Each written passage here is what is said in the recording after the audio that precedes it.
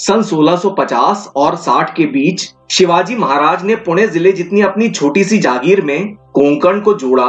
फिर अफजल खान को मारकर सातारा और कोल्हापुर जिलों के कई हिस्से जीते। मुगल इसके बदले कुछ भी नहीं कर सके क्योंकि उनके यहाँ गृह युद्ध चल रहा था। सम्राट शाहजहां के बेटे आपस में तख्त के लिए लड़ रहे थे। दिल्ली आगरा में बैठे दारा शिकोह को तो सन 1633 में ही युवराज घोषित किया जा चुका था। शुजा ने बंगाल में और मुराद बख्श ने गुजरात में अपने आप को सम्राट घोषित कर लिया था। तो फरवरी सन 1658 में औरंगजेब ने दक्कन छोड़कर आगरा की ओर कूच किया। इतने में बनारस के पास बहादुरपुर के युद्ध में दारा ने शुजा को हराकर वापस बंगाल भगा दिया। उधर मालवा सूबे के मुख्यालय उज्जैन के पास औरंगजेब ने अपने छोटे भाई मुराद बख्श को अपने साथ मिला लिया और अप्रैल सन 1658 में धर्मत के युद्ध में शाही सेना को बुरी तरह से हरा दिया। फिर मई में आगरा के पास समूहगढ़ के युद्ध में फिर से एक बार औरंगजेब ने शाही सेना को हरा दिया।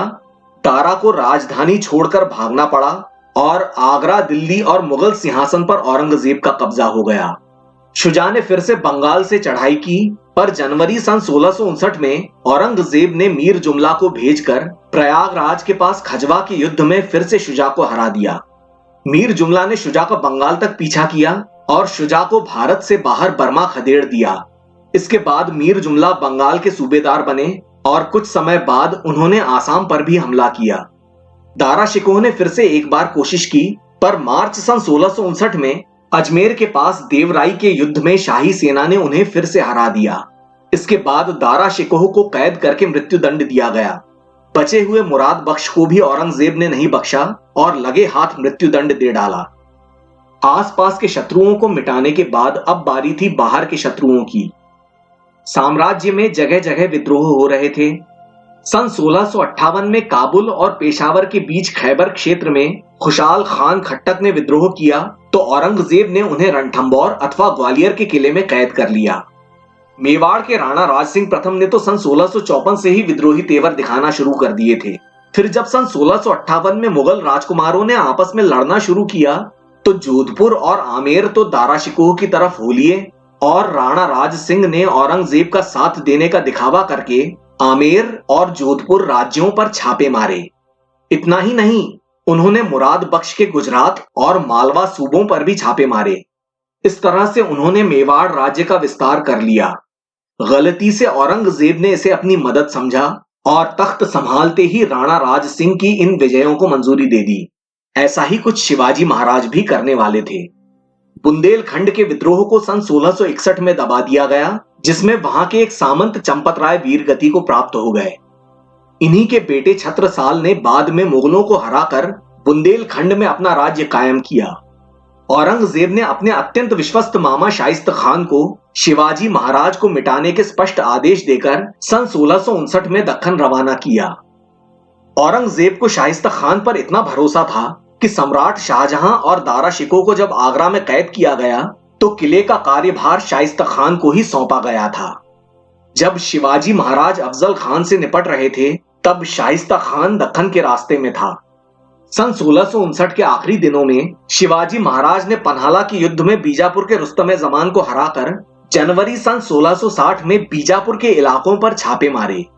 इतने में शाइस्ता खान औरंगाबाद होते हुए अहमदनगर पहुंच गया और आते ही उसने शिवाजी महाराज के खिलाफ मोर्चा खोल दिया। उसने फरवरी तक पुणे पर कब्जा कर लिया, लेकिन कोंढाना, पुरंदर और पुणे के आसपास के किले मराठों के पास ही रहे। मराठों ने मुगलों को इतनी कड़ी टक्कर दी कि शाइस्ता खान आगे नहीं बढ़ सका। इतने में अली आदिल शाह और बड़ी बेगम ने करनूल के सूबेदार सिद्दी जौहर को सलाबत खान का खिताब देकर शिवाजी महाराज से लड़ने के लिए पन्हाला रवाना किया। सिद्दी जौहर ने जंजीरा के सिद्दियों को भाईचारे की दुहाई देकर अपने साथ मिला लिया और कोंकण के छोटे छोटे राजाओं, यहां तक कि यूरोपियन व्यापारियों को भी अपनी तरफ कर लिया। मई सन 1660 में सिद्दी जौहर ने शिवाजी महाराज को पन्हाला में घेर लिया। उसने बड़ी खूबी से घेराबंदी चलाई और राजापुर के अंग्रेजों ने तोपें और गोला बारूद देकर उसकी भरपूर मदद की। नेताजी पालकर बीजापुर की सेना पर पीछे से छापे मार रहे थे, पर उसका कोई खास असर नहीं हुआ। इससे शिवाजी महाराज खतरे में आ गए। जुलाई में शिवाजी महाराज ने सिद्दी जौहर के सामने आत्मसमर्पण की चाल चली। सिद्दी जौहर झांसे में आ गया और उसने घेरा ढीला कर दिया। इसका फायदा उठाकर बरसात की एक रात में शिवाजी महाराज गुप्त रास्ते से पन्हाला से विशालगढ़ निकल गए। इस दौरान बाजी प्रभु देशपांडे ने अपने 500 मराठों के साथ घोड़खिंड में आखिरी सांस तक लड़ते हुए बीजापुरी सेना का रास्ता तब तक रोके रखा जब तक शिवाजी महाराज सुरक्षित विशालगढ़ नहीं पहुंच गए। अपने स्वामी की रक्षा के लिए उनका यह आत्म बलिदान सदैव याद रखा जाएगा। इसी कारण घोड़खिंड का नाम बदलकर पावनखिंड रख दिया गया। इस तरह से पन्हाला की घेराबंदी का कोई परिणाम नहीं निकला। अगर इस समय कहीं शाइस्ता खान भी पन्हाला आ जाता तो शिवाजी महाराज का क्या होता? और यहीं उससे गलती हो गई। सिद्दी जौहर ठगा सा महसूस करने लगा। ऊपर से सुल्तान अली आदिल शाह के ताने कि तुमने साजिश करके शिवाजी को बचकर निकल जाने दिया। अगस्त में चाकन के किले पर मुगलों ने धावा बोला, लेकिन उसे जीतते जीतते उनके पसीने छूट गए। इससे आगे बढ़ने की उनकी हिम्मत नहीं हुई। तो शाइस्ता खान पुणे के लाल महल में बैठे बैठे शिवाजी महाराज का पहाड़ों से निकलकर आने का इंतजार करने लगा। शिवाजी महाराज अब भी दो दुश्मनों के बीच फंसे हुए थे। उन्होंने दोनों तरफ मित्रता का पत्राचार शुरू कर दिया। अपने पन्हाला के बचे हुए सैनिकों को कोई कष्ट न हो, इसीलिए उन्होंने सितंबर में पन्हाला आदिल शाह के हवाले कर दिया। इसके कुछ ही समय बाद बीजापुर में अली आदिल शाह ने अपनी मां बड़ी बेगम से सत्ता छीनकर उन्हें साल भर के लिए हज पर भेज दिया। फिर उन्होंने शाहजी राजे को महाराष्ट्र भेजकर शिवाजी महाराज की तरफ दोस्ती का हाथ बढ़ाया। पुणे में बैठा शाइस्ता खान भी ढील पोल कर रहा था, क्योंकि वो सोचता था कि पहाड़ी लड़ाइयों में मुगलों को भारी नुकसान होगा और अगर जीत भी गए तो औरंगजेब द्वारा उसे किसी मुश्किल सूबे में भेज दिया जाएगा। औरंगजेब ने शिवाजी महाराज को दबाने के लिए गुजरात से जोधपुर के राजा जसवंत सिंह को पुणे भेजा, इस संदेश के साथ कि जितनी जल्द हो सके शिवाजी को मिटा दो। पर शाइस्ता खान के कानों पर जू नहीं रेंगी। फिर जनवरी सन 1661 में उसने धीरे से करतलब खान को उम्बरखिंड के रास्ते कोंकण पर हमला करने भेज दिया। इस अभियान में विदर्भ की एक छोटी सी जागीर की एक हिंदू रानी भी शामिल थी, जिन्होंने जहांगीर और शाहजहां के राज में अपनी वीरता से प्रसिद्धि पाई और औरंगजेब ने इन्हें रायबागान यानी रानी शेरनी का खिताब देकर सम्मानित किया था। जैसे ही ये सेना लोनावाला के पास घाट उतरी और उम्बरखिंड के सकरे दर्रे में पूरी तरह से आ गई, मराठों ने दर्रे के दोनों मुंह बंद कर दिए। फिर उन्होंने मुगल सेना को घेर कर चारों तरफ से तीर, गोलियां और पत्थर बरसाए। दर्रे में पीने के पानी की एक भी बूंद नहीं थी।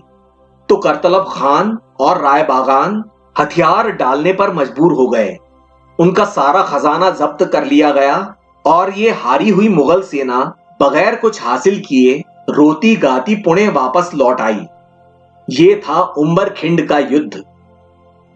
उम्बरखिंड के युद्ध के तुरंत बाद शिवाजी महाराज ने नेताजी पालकर को मुगलों पर नजर रखने के लिए तैनात कर दिया और पन्हाला की घेराबंदी में बीजापुर की मदद करने वाले कोंकण के राजाओं और राजापुर के अंग्रेजों से बदला लेने के लिए उन पर हमला किया। इस बीच फरवरी सन 1661 में मुगलों ने कल्याण और भिवंडी पर कब्जा कर लिया। मार्च सन 1661 में शिवाजी महाराज ने राजापुर की अंग्रेज फैक्ट्री पर हमला किया, उसका सारा माल जब्त करके उसको नष्ट कर दिया और वहां के अफसरों को 2.5 साल तक पकड़कर रखा। उन अफसरों ने सूरत के गवर्नर से मदद मांगी, पर वहां से भी टकासा जवाब मिल गया। और अच्छा हुआ कि शिवाजी महाराज ने यह तुरंत कर डाला, क्योंकि इसके कुछ ही समय बाद भारत से हजारों मील दूर 7 समंदर पार भारत के टापुओं का सौदा हो रहा था। मई सन 1661 में पुर्तगाल की राजकुमारी कैथरीन का विवाह इंग्लैंड के दिवंगत राजा चार्ल्स प्रथम के बेटे चार्ल्स द्वितीय से हो रहा था। दहेज में इंग्लैंड को मोरक्को का टेंजियर और भारत में कोंकण का बोमबाहिया यानी मुंबई पुर्तगाल ने दिया। सन 1662 में इंग्लैंड से अब्राहम शिपमैन मुंबई के पहले गवर्नर बनकर आए। इसके बाद सारी जिंदगी अंग्रेज शिवाजी महाराज से नुकसान की भरपाई के लिए गिड़गिड़ाते रहे, पर शिवाजी महाराज ने उस पर कोई ध्यान नहीं दिया। इस अभियान से यूरोपियन व्यापारियों को स्पष्ट संदेश मिल गया कि वो लोग व्यापार करने आए हैं तो अपनी हद में रहकर चुपचाप व्यापार करें। उन्हें भारतीय राजनीति में घुसपैठ करने की कोई जरूरत नहीं है। शिवाजी महाराज ने दापोली, टाभोल और श्रृंगारपुर के मुखियों को धर दबोचा और सावंतवाड़ी को भी चेतावनी दे दी। कल्याण पर मुगलों के कब्जे के लगभग एक साल बाद जब फरवरी सन 1662 में नामदार खान ने पेड़ के रास्ते कोंकण में आगे बढ़ने की कोशिश की तो शिवाजी महाराज ने उसको बुरी तरह से हराकर लौटा दिया। पर शाइस्ता खान और मुगलों की इतनी बड़ी सेना के कारण शिवाजी महाराज सह्याद्री और कोंकण में ही फंस कर रह गए। बस इतना इत्मीनान था कि शाहजी राजे ने बीजापुर दरबार को शांत कर रखा था। सन 1662 में शाहजी शिवाजी महाराज से मिलने महाराष्ट्र आए।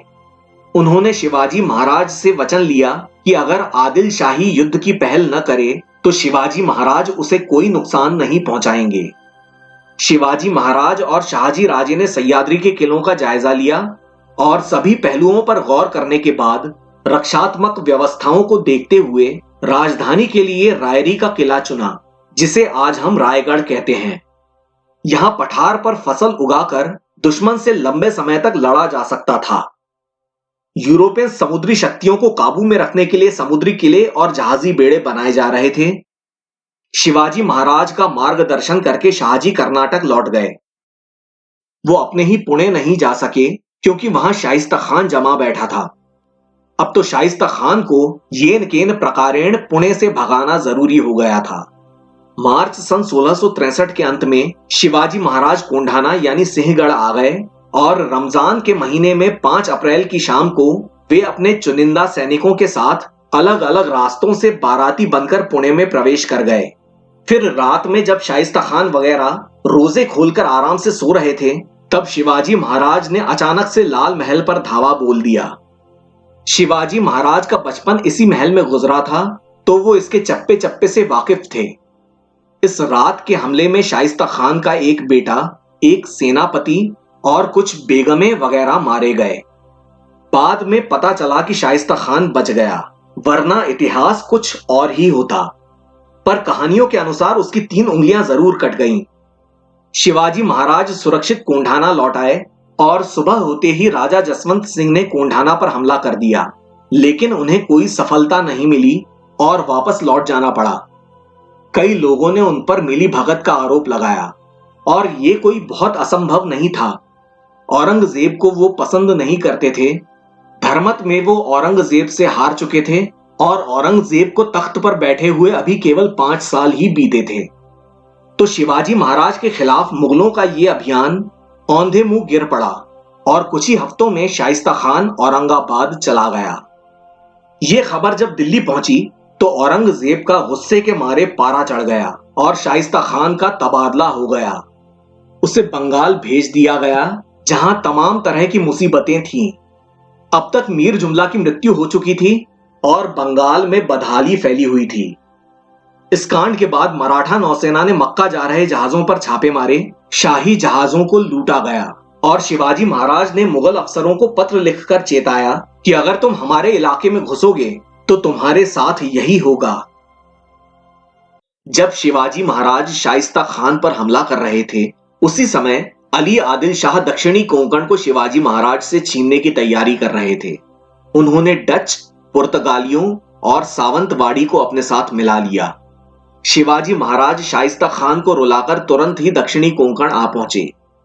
वाड़ी के सावंत की हिम्मत टूट गई और डच और पुर्तगालियों ने तो घबराकर शिवाजी महाराज के आगे हाथ जोड़ लिए। अंग्रेज अफसर तो अभी अभी शिवाजी महाराज के हाथों सजा भुगत कर आ रहे थे। तो ये सब लड़ाई से बाहर हो गए और अली आदिल शाह ने भी अपना इरादा बदल दिया। दिसंबर तक शाइस्ता खान भी बंगाल के लिए रवाना हो गया और उसकी जगह भेजा जा रहा था सुस्त रवैये वाले राजकुमार मुअज्जम को, जो आगे चलकर सम्राट बहादुर शाह प्रथम या शाह आलम प्रथम बने। ये नया दफ्तर बारातियों की तरह धीरे धीरे चला आ रहा था, इतने धीरे कि इतने समय में तो शिवाजी महाराज ने मुगलों के एक महानगर सूरत को ही लूट लिया। सूरत मुगल साम्राज्य का सबसे बड़ा और समृद्ध बंदरगाह था, बल्कि ये दुनिया के सबसे बड़े बंदरगाहों में शुमार था। व्यापार के मामले में सूरत का दुनिया भर में एक विशेष स्थान था। मुगल साम्राज्य के हज यात्री यहीं से मक्का मदीना जाया करते थे। यूरोप की तमाम ईस्ट इंडिया कंपनियों ने यहां अपनी किलेनुमा फैक्ट्रियां तान रखी थीं। सूरत में दुनिया के कुछ सबसे अमीर लोग रहते थे। स्वराज्य के लिए धन जरूरी था, और शिवाजी महाराज के सारे राज्य में बगैर जनता पर जुल्म ढाए इतना धन एकत्रित कर पाना असंभव था। तो सूरत से धन लेकर आना एक जरूरत बन चुकी थी। इसीलिए दिसंबर सन 1663 में शाइस्ता खान के दक्कन से खिसकते ही जनवरी सन 1664 में शिवाजी महाराज अपनी सेना के साथ चोरी छुपे नासिक के पास पहुंचे और वहां से 4 अलग अलग टुकड़ियों में मात्र 4 दिनों के अंदर सूरत के दक्षिण में गणदेवी पहुंच गए।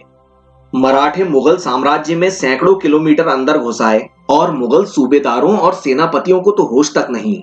ऐसी बदइंतजामी और भ्रष्टाचार, समुद्र और बंदरगाहों को लेकर शुद्ध लापरवाही।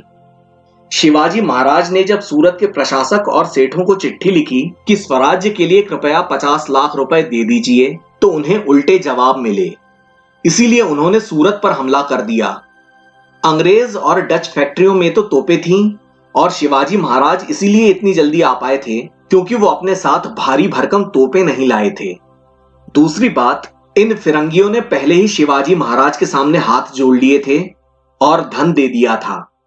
उनके कॉन्वेंट के पादरियों ने आकर शिवाजी महाराज से प्रार्थना भी की थी, तो वे बच गए। लेकिन उसके उलट सूरत के प्रशासक ने शिवाजी महाराज की हत्या करने की नाकाम कोशिश की, लिहाजा सूरत के रईसों को लूट लिया गया। 4 दिनों तक सूरत लुटता रहा और जलता रहा और मुगल अफसर सोते रहे। अगर सब व्यापारी मिलकर 50 लाख रुपए दे देते, जो कि वो आसानी से दे सकते थे, और अगर शिवाजी महाराज पर कातिलाना हमला नहीं किया गया होता, तो शायद ये सब नहीं होता। फिर भी चंगेज खान या मुगलों की तरह कत्लेआम नहीं किया गया। गरीबों, बच्चों और महिलाओं के साथ कोई बदसलूकी नहीं हुई। किसी को भी गुलाम नहीं बनाया गया। इतना सब हो जाने के बाद दूर बुरहानपुर से एक सेना सूरत को बचाने के लिए चल पड़ी। तापी नदी के किनारे किनारे बने राजमार्ग पर चहलकदमी करते हुए। उसके उलट शिवाजी महाराज जिस रफ्तार से 50 लाख रुपए लेने आए थे, उसी रफ्तार से 50 लाख की जगह करोड़ों लेकर कुछ ही दिनों में वापस राजगढ़ पहुंच गए। उनके चले जाने के हफ्ते भर बाद मुगल सेना सूरत पहुंची। जैसा कि पुरानी हिंदी फिल्मों में सब कुछ हो जाने के बाद पुलिस आती है, तो ये था मुगलों का खोखला बाहरी रक्षा तंत्र, यानी एक्सटर्नल डिफेंस सिस्टम। इसके बाद राजकुमार मुअज्जम और जसवंत सिंह औरंगाबाद आए तो सही, पर कुछ कर नहीं पाए। उनके रहते हुए उन्हीं के नाक के नीचे नेताजी पालकर ने अहमदनगर और औरंगाबाद के बीच जी भरकर छापे मारे और लाखों लूटे। सूरत से लौटने के कुछ ही दिनों बाद शिवाजी महाराज को एक दुखद समाचार मिला। जनवरी सन 1664 के आखिरी दिनों में दक्षिण कर्नाटक में बासवपट्टन में शाहजी राजे भोसले की मृत्यु हो गई थी। इस घटना को ध्यान से देखना उपयोगी होगा। शिवाजी महाराज शाइस्ता खान पर हमला कर रहे थे, तो वहीं कर्नाटक में अली आदिल शाह ने शाहजी और बहलोल खान को गिरफ्तार कर लिया। 2 महीने बाद बेदनूर में आदिल शाही के विरुद्ध विद्रोह हुआ, तो शाहजी को रिहा करके इसे दबाने के लिए भेजा गया। इस विद्रोह को शांत करके जब शाहजी बेदनूर से बंगलौर लौट रहे थे, तो रास्ते में बासवपट्टन के पास उन्होंने पड़ाव डाला और शिकार करते समय घोड़े से गिरकर उनकी मृत्यु हो गई। कर्नाटक के उनके सारे इलाके एकोजी के पास चले गए। राजनीति में ऐसी घटनाओं को शक की निगाह से देखा ही जाना चाहिए। उधर महाराष्ट्र में मराठों ने मुगल इलाकों पर छापे मार मार कर उन्हें परेशान कर रखा था। शाइस्ता खान को डराकर भगा दिया, सूरत को लूट लिया। जमीन पर देखो तो शहरों पर छापे, समंदर में देखो तो जहाजों पर छापे। शानदार मुगलों की ऐसी मट्टी पलीत औरंगजेब के बर्दाश्त के बाहर की बात थी। तो सन 1664 के अंत में आमेर के मिर्जा राजा जयसिंह के साथ एक बहुत बड़ी और सुसज्जित सेना शिवाजी महाराज के साथ साथ बीजापुर और गोलकुंडा को दबाने के लिए रवाना की गई।